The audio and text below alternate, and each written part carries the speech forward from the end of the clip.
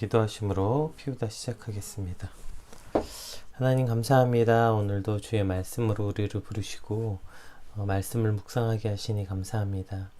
오늘도 새롭게 시작할 오늘 새 날을 주심도 감사합니다. 오늘 하루 가운데 말씀으로 살게 하시고 이 말씀이 우리 삶을 지탱하는 기준이 되게 하시고 오직 진리의 말씀을 따라 살아가는 시간들이 되게 하여 주시옵소서. 오늘도 세상의 가르침과 세상의 진리와 하나님의 말씀이 부딪힐 때마다 기꺼이 오늘 말씀을 기억하고 그 말씀 앞에 순복할 수 있는 믿음을 허락하여 주시옵소서. 감사합니다. 예수님 이름으로 기도드립니다. 아멘. 네, 저희가 오늘 함께 살펴볼 말씀은 마태복음 9장 14절에서 26절까지 말씀입니다. 함께 읽겠습니다. 그때 요한의 제자들이 예수께 나와 이르되 우리와 바리새인들은 금식하는데 어찌하여 당신의 제자들은 금식하지 아니하나이까? 예수께서 그들에게 이르시되 혼인집 손님들이 신랑과 함께 있을 동안에 슬퍼할 수 있느냐? 그러나 신랑을 빼앗길 날이 이르리니 그때에는 금식할 것이니라. 생배 조각을 낡은 옷에 붙이는 자가 없나니 이는 기운 것이 그 옷을 당기어 헤어짐이 더하게 되며 새 포도주를 낡은 가죽 부대에 넣지 아니하나니 그렇게 하면 부대가 터져 포도주가 쏟아지고 부대도 버리게 됨이라. 새 포도주는 새 부대에 넣어야 둘이 다 보존되느니라. 예수께서 이 말씀을 하실 때 한 관리가 와서 절하며 이르되 내 딸이 방금 죽었사오나 오셔서 그 몸에 손을 얹어주소서.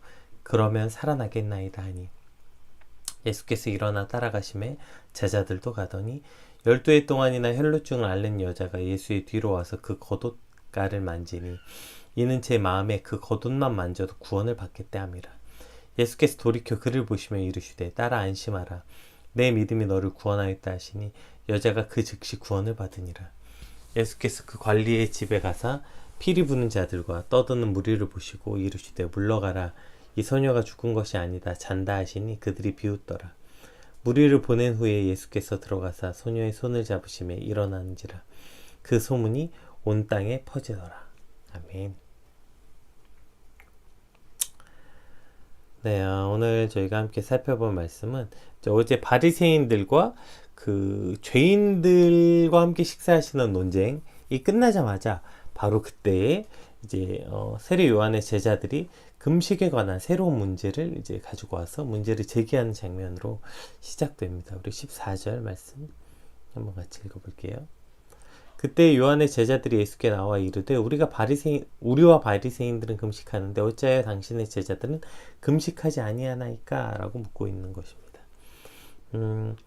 그러니까 얼마 전에도 저희가 금식에 관해서 예수님이 가르치심 살펴보았던 것처럼 그들이 매주 이틀씩 금식하던 소위 경건한 유대인의 규례였죠. 그러니까 우리와 바리새인들은 금식하는데 그 규례에 맞춰서 근데 당신의 제자들은 왜 금식하지 않냐? 이러한 질문입니다. 그러니까 경건한 유대인들, 경건한 신앙인들은 이와 같은 모습을 해야 되는데 당신의 제자들은 왜 그렇지 않냐는 질문입니다. 이제 이것은 이제 금욕적인 삶을 살았던 자신들의 스승인 요한은 감옥에 갇혀서 고통받고 있는데 예수님과 그 제자들은 죄인들과 어울려 먹고 마시는 모습에 아마 더더욱 이와 같은 질문을 했던 거예요. 아마 분에 차 있을 수도 있었겠죠. 우리는 여기서 아주 위험하고 잘못된 그 질문의 핵심을 볼 수 있어요. 이 질문 속에는 자신만의 종교적 독선과 교만에 사로잡힌 이들이 어떠한 질문을 하고 있는가, 어떠한 지적을 하고 있는가 이것을 볼 수 있는 거죠. 너희는 왜 우리 같지 않냐?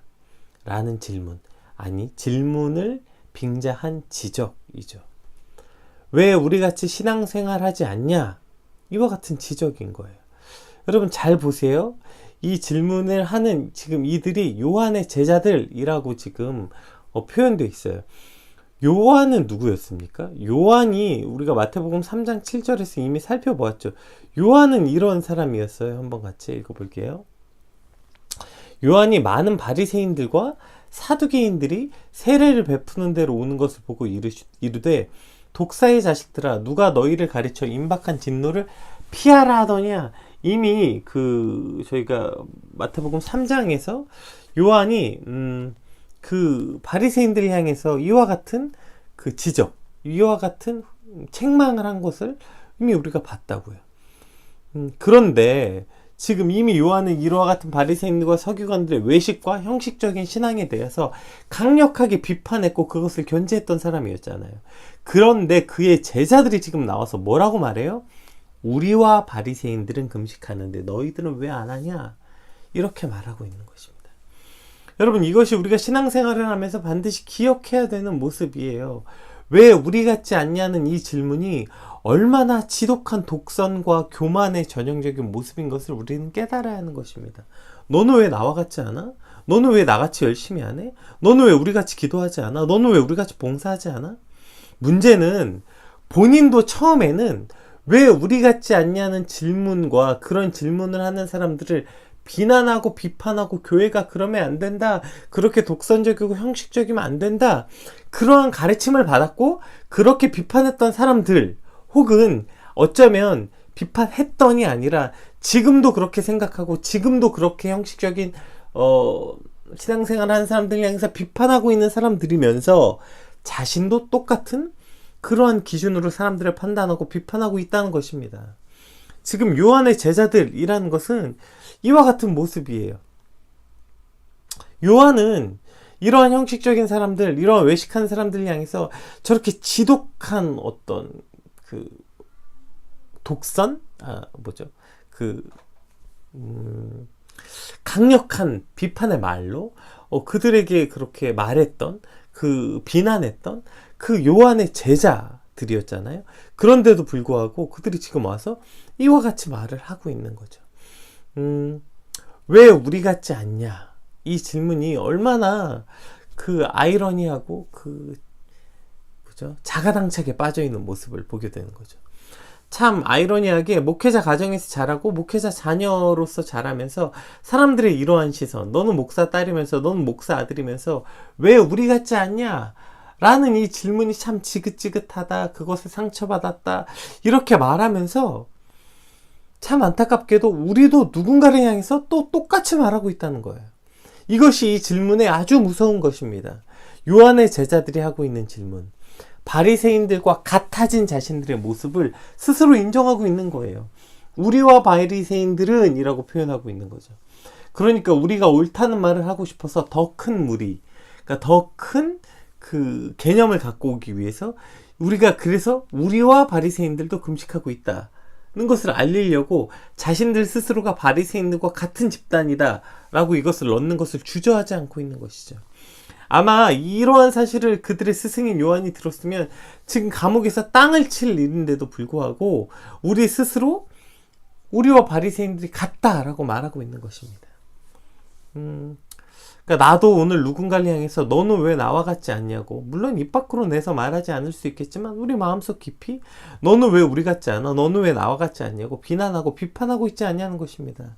게다가 그것을 비판하고 비난하는 일이 얼마나 어리석고 그것 때문에 상처받았다고 말하는 목회자 자녀들이, 목회자 가정에서 자란 우리들이 그것을 또 똑같은 기준으로 누군가를 판단하고 너는 왜 우리 같지 않냐? 너는 왜 이렇게 신앙생활 하지 않냐? 너는 왜 우리 같이 열심히 하지 않냐? 라고 말하는 것이 얼마나 큰 어리석음이고 종교적 편견, 독선인지를 잊으면 안 되는 것입니다.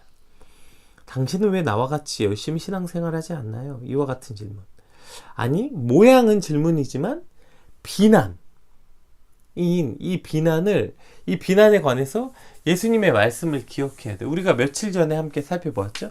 마태복음 7장 5절 한번 말씀 같이 살펴볼게요. 외식하는 자여, 먼저 내 눈 속에서 들보를 빼어라. 그 후에야 밝히 보고 형제의 눈 속에서 티를 빼리라. 그 사람이 당신과 같은 열심이 없고 그 사람이 우리와 같은 신앙의 깊이가 없어 보일지라도 그것을 가지고 왜 우리 같지 않냐고 비난하는 그것이 바로 들보라는 것입니다.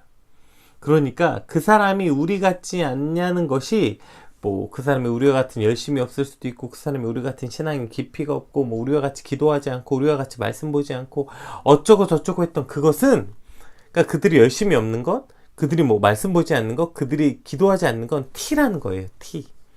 근데 그것을 가지고 왜 우리 같지 않냐고 비난하고 고치려 드는 그 독선과 교만이 바로 들보라고요. 그것이 훨씬 더 미성숙한 들보라는 것을 기억하라는 것입니다.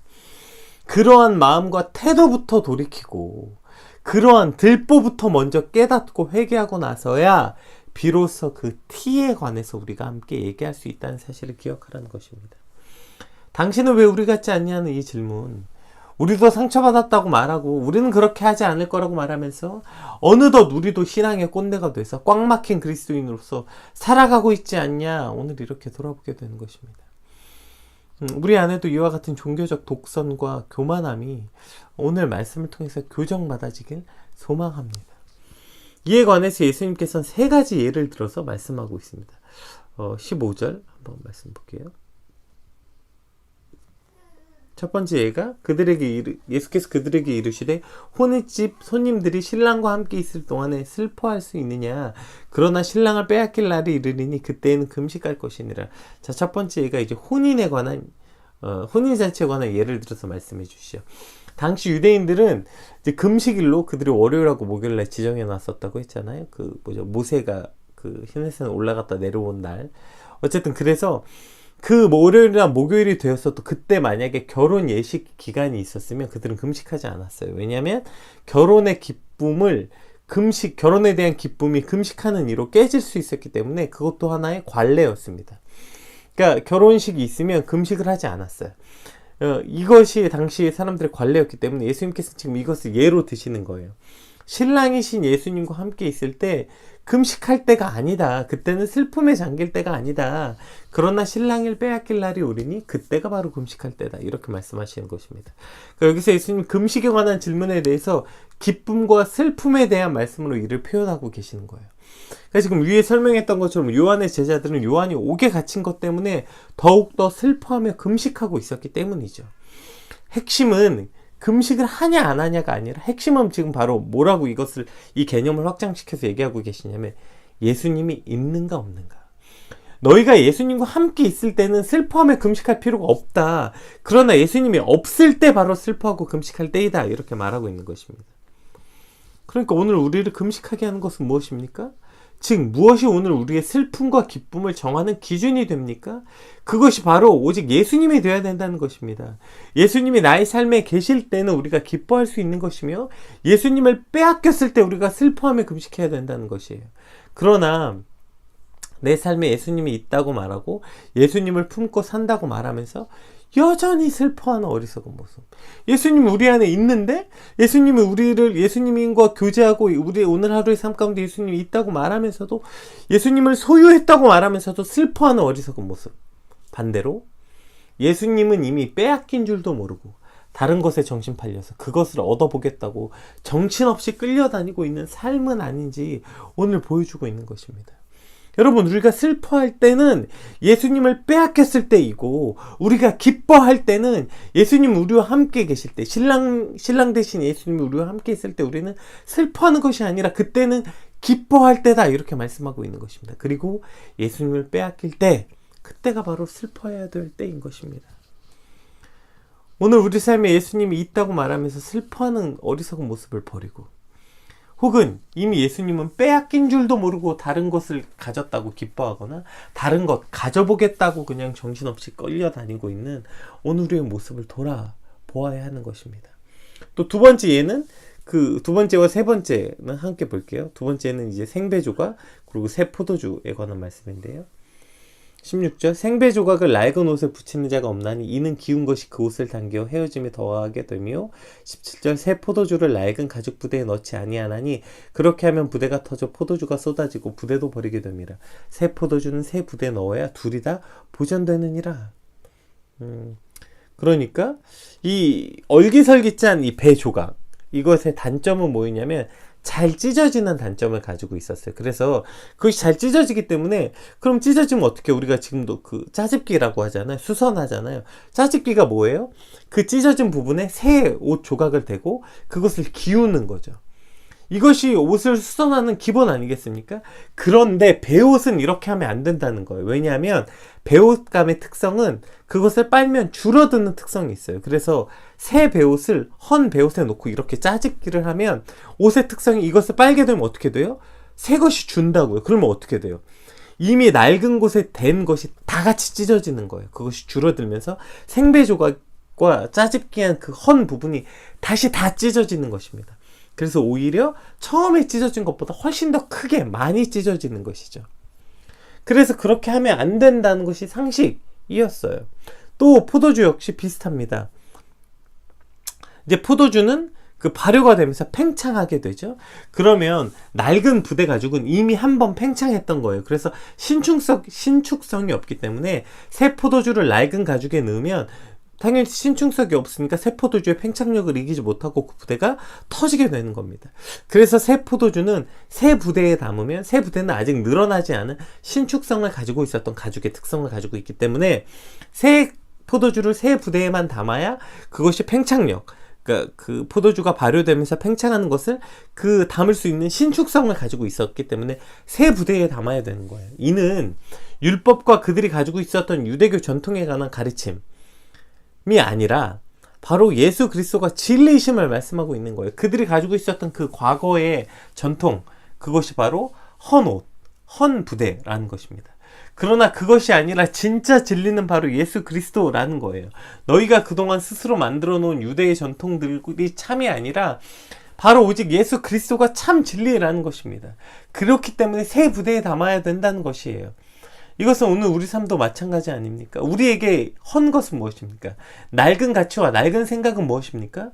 바로 우리가 예수님을 나의 구주로 내 삶의 구주로 모셔드리기 전, 그러니까 내 삶의 목표로 삼기 전에 했던 생각들, 우리가 당연하다고 여기고 거의 상식이라고 여겼던 세상의 그 모든 생각, 세상의 그 모든 가치가 바로 낡은 배우시면서 낡은 가죽 부대인 것입니다.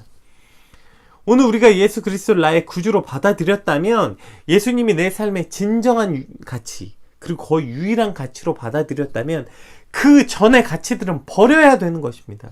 그 전의 세상의 기준, 세상의 가치, 그것이 바로 그것을 가지고 생배 조각을 덧대고 헌 가죽에 그것을 담게 되면 그 모든 옷이 찢어지거나 가죽 부대가 터지는 것은 매우 당연한 것입니다. 우리 삶에 예수님을 유일한 가치, 내 삶의 가장 소중한 가치로 여기고 예수 그리스도를 나의 구주로 여긴다면 그 전에 가지고 있던 그 헌 옷, 헌 부대들은 버려야 되는 것입니다. 세상의 기준들은 버려야 되는 것입니다.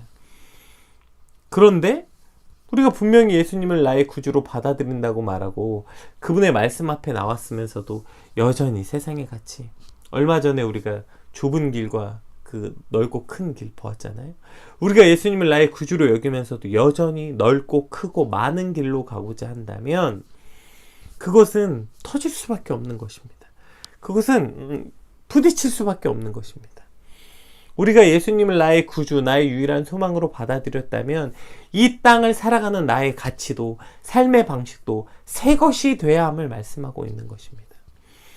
내가 구주로 예수님을 받아들였고 이제 내 삶의 소망이 바뀌었다고 말한다면 이 세상을 살아가는 방식 역시 새 가죽 부대가 되어야 하는 것입니다.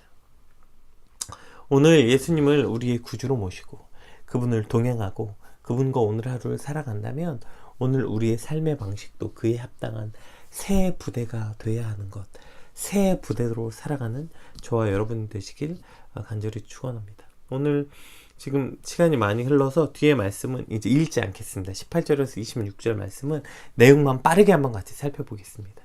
그리고 그때에 바로 어떤 한 관리가 나와서 예수님께 절하면서 내 딸이 방금 죽었사오니 그의 몸에 손을 얹어 주소서 그러면 살겠나이다 하고 나옵니다. 여기서 이제 중간에 그 딸이 죽었다고 나온 이 회당장이라고 누가 보면 이제 등장하는데요. 이 회당장과 또 그 회당장의 딸을 살리러 가면서 혈루증 앓는 여인을 고쳐주는 모습이 나와요.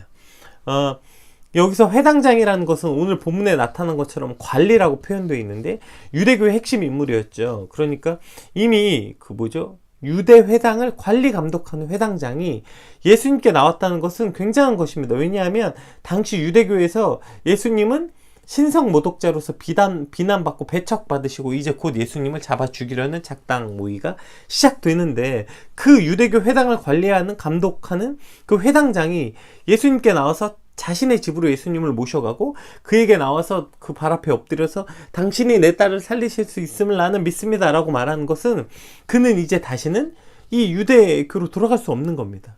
유대교회에서 낙인 찍히고 오히려 그 뭐 회당장으로서 직위 회직뿐 아니라 배신자로서 낙인 찍혀서 살아갈 수도 있는 어려운 상황. 그러니까 그의 인생을 걸고 예수님께 나온 거죠. 또 혈루증을 앓는 이 여인은 어떤 상황이었어요? 혈루증은 부정한 병이라고 여겼어요. 그래서 그 병을 앓는 사람과 접촉하면 접촉하는 이도 부정하다고 여겨졌다고요. 그런데 여인이 나와서 예수님을 만지는 행위는 뭐였어요? 목숨을 건 시도였어요. 감히 부정한 여인이 예수님을 만지다니. 그래서 사람들이 이 부정한 여인을 당장 돌로 쳐도 전혀 이상하지 않은 상황이었죠. 그럼에도 불구하고 여인이 나와서 예수님의 옷자락을 만졌어요. 왜죠? 지금 보세요. 한 회당장은 자신의 인생 모두를 걸고 예수님께 나왔고요. 이 여인은 생명을 걸고 예수님께 나왔어요. 그 이유가 뭐였어요? 이것만 읽어봅시다. 18절. 예수께서 이 말씀을 하실 때 한 관리가 와서 절하며 이르되 내 딸이 방금 죽었사오나 보세요. 오셔서 그 몸에 손을 얹어주소서. 그러면 살겠나이다. 이게 이유예요. 그리고 또 그 여자가 왜 예수님께 나와서 옷을 만졌어요? 이는 제 마음에 그 겉옷만 만져도 구원을 받겠다 함이라. 보세요. 이 두 명의 이 둘이 그의 인생을 걸고 그의 목숨을 걸고 예수님께 나왔던 이유는 이거예요. 그들이 예수님이 오셔서 내 딸에게 손을 대면 내 딸이 살겠다는 믿음. 그가 예수님만 만져도 구원을 얻겠다는 믿음이 있었던 거예요. 그들에게는 예수님이 그 모든 생명의 주인, 그 모든 병을 다스리는 분이라는 믿음이 있었고 그 믿음이 바로 그들을 움직이게 만들었던 겁니다. 그 믿음이 목숨을 걸고 예수님께 나아왔고 그 믿음이 그들의 인생을 걸고 예수님께 나아올 수 있게 했던 거예요. 그리고 예수님께서는 그러한 그들의 믿음의 행위를 기쁘시게 여겼던 거예요. 어제 중풍병자가 예수님께 나아온 걸 보고 그를 향해서 그 사랑스러운 목소리로 아이야, 적은 자야 라고 말했던 그 예수님의 애칭같이 지금 이들이 그 믿음, 목숨을 걸고 그 인생을 걸고 예수님께 나아온 이 행위를 예수님께서는 기쁘시게 여기고 뭐라고 얘기해요? 내 믿음이 너를 구원하였다 이렇게 말했고요. 또 예수님께서 오늘 이 기쁘심 행위에 예수님의 그 가장 궁극적 표현이죠. 25절 한번 읽어볼게요. 무리를 내보내신 후에 예수께서 들어가사 소녀의 손을 잡으시며 일어나는지라. 보세요. 가장 시체를 만지는 일은 가장 부정한 일로 규정되어 있었죠. 그러면 그냥 말씀만 하셔도 되는데 예수님께서 이 아이의 손을 잡아 일으키시는 거예요. 그러니까 물론 예수님에게는 이 아이가 시체가 아니었기 때문에도 있었지만 그보다 여기서 말하고 싶은 건 뭐예요? 예수님께서는 그 손을 말씀으로도 일으키실 수 있었음에도 불구하고 그 아이에게 가셔서 그 사랑하는 마음으로 그 아이에게 가게 되는 거죠. 왜요? 지금 그 아이를 얼마나 사랑하는지 표현하고 있으신 거예요. 그러니까 그냥 말씀으로 그 아이를 일으켜 세우셨음에도 불구하고 그 믿음의 결단과 행위를 기뻐하시는 예수님께서 그 아이를 친히 손을 잡아 일으키심으로 이 아이를 얼마나 사랑하시는지 그 믿음의 행위를 얼마나 기뻐하시는지 보여주고 있으신 것입니다. 결국 자신의 삶을 들여 예수님께 나아오는 일은 그들이 바로 예수님이 내 삶의 유일한 구원자, 내 모든 생사화복의 주인이심을 믿는 그들의 믿음. 그것이 바로 그들의 인생과 생명까지 걸고 예수님께 나아오게 했고 예수님은 그 발걸음을 기뻐하셨고 그 손을 잡아 직접 손을 대시고 그 생명을 다시 살리시는 능력을 보여주신 것입니다. 오늘 우리의 믿음의 모든 행위가 이와 같아야 되는 것입니다. 예수님이 내 생명을 살리실 분이라는 믿음이 있다면 정말 예수님이 나의 구주신 걸 믿는다면 그분이 혈루증을 낫게 하고 그분이 죽은 자를 살리시는 것처럼 오늘 내게 있는 그대 삶의 모든 이 질병들 이것이 단순 육신의 질병이겠습니까? 내 영혼의 질병들 이것을 살리실 분이 예수님이라는 걸 믿는다면 인생을 걸고 예수님께 나오는 거예요. 생명을 걸고 예수님께 나오는 거예요. 그리고 그것을 예수님께서는 기뻐하시고 친히 손을 대사 우리를 살리시는 예수님이시라는 것입니다. 오늘 믿음으로 그렇게 예수님께 나오는 저와 여러분 되시길 주님의 이름으로 축복합니다. 인생과 생명을 걸고 예수님께 나오는 이 회당장과 혈루증 걸린 여인처럼 또 오늘 예수님의 가르침처럼 새 부대로 살아가는 것.